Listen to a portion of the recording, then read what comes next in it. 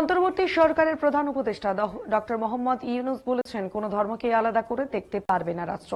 সব ধর্মের সমান মর্যাদা দিতে বাধ্য সরকার। মঙ্গলবার শারদীয় দুর্গোৎসব উপলক্ষে ঢাকার ঢাকেশ্বরী জাতীয় মন্দির পরিদর্শনের সময় কথা বলেন তিনি। এ সময় সনাতন ধর্মাবলম্বীদের সাথে শুভেচ্ছা বিনিময় করেন মোহাম্মদ ইউনূস। পরিদর্শন শেষে তিনি বলেন, আমরা এমন রাষ্ট্র গড়তে চাই যা দেখে বিশ্ব আমাদের অনুসরণ করবে। জুলাই আকাঙ্ক্ষা বাস্তবায়ন করতে হলে সব ধর্মের মানুষ একসাথে কাজ করতে হবে। ইউনূস বলেন, আমরা নিজেরা বিভক্ত হলে জাতি হিসেবে ব্যর্থ হয়ে যাব, ব্যর্থ হতে চাই না। নতুন বাংলাদেশ গড়তে চাই, যেখানে সব নাগরিক সমান অধিকার পাবে। ধর্মীয় উৎসব মুক্ত পরিবেশ পালনের কথা জানিয়ে মোহাম্মদ ইউনূস বলেন, নিরাপত্তা বাহিনী দেশের মধ্যে নয়, মুক্তভাবে সবাই নিজেদের ধর্ম পালন করতে চায়। এমন রাষ্ট্র বানাতে চাই যেখানে নিরাপত্তা বাহিনী নয়, মুক্তভাবে সবাই মিলে ধর্মীয় উৎসব পালন করতে পারবে।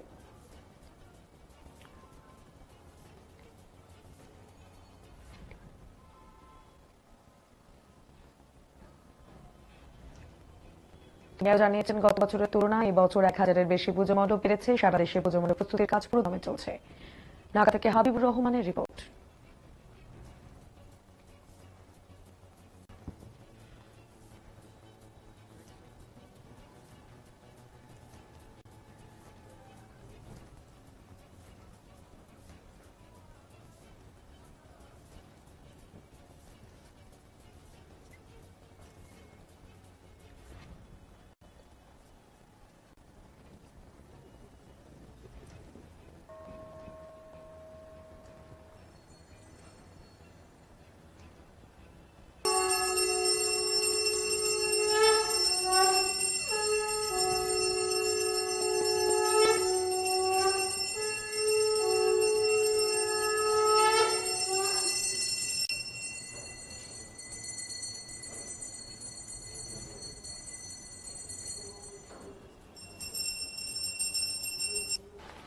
নমস্কার।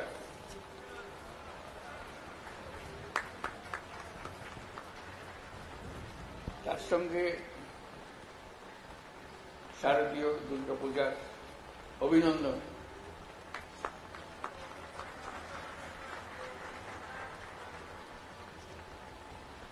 আমি ভাবছিলাম এবার বোধহয় এই আনন্দ থেকে আমাকে সবাই বঞ্চিত করে ফেলবে। আমি নাছোড়বান্দা, আমি বললাম যে আমি যাবই।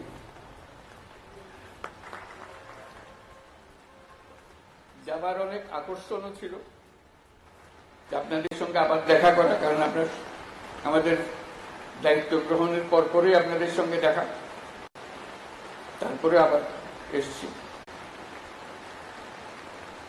এই আনন্দ থেকে আমি বঞ্চিত হতে চাচ্ছিলাম না।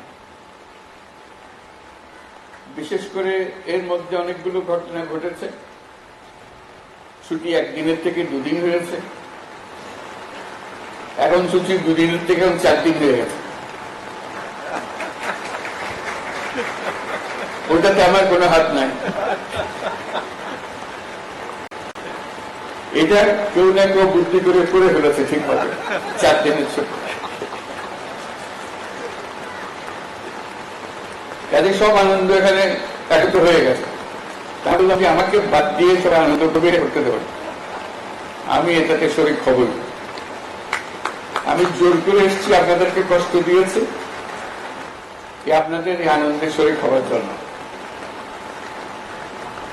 আমি থাকতে পারছি না কেন?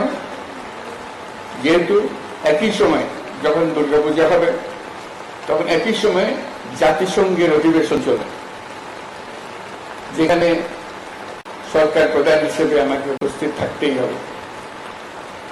সেই কারণে আমি এদিকে থাকতে পারছি না। তবে ওই যে বললাম নাছোড়বান্দা, আগে থেকে গেলাম, অভিনন্দন জানিয়ে গেলাম।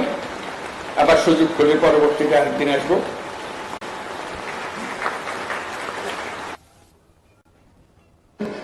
অনেকগুলো কথা বলেছিলাম, আপনারা মনে রেখেছেন সেগুলো।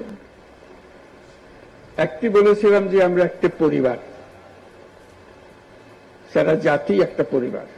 পরিবারের মধ্যে নানা রকমের মতভেদ থাকবে, নানা রকমের ব্যবহারের পার্থক্য থাকবে, কিন্তু পরিবার একটা অটুট জিনিস, এটাকে কেউ ভাঙতে পারে না। আমরা যেন জাতি হিসেবে এই অটুট একটা পরিবার হিসেবে দাঁড়াতে পারে, সেটাই হলো আমাদের লক্ষ্য।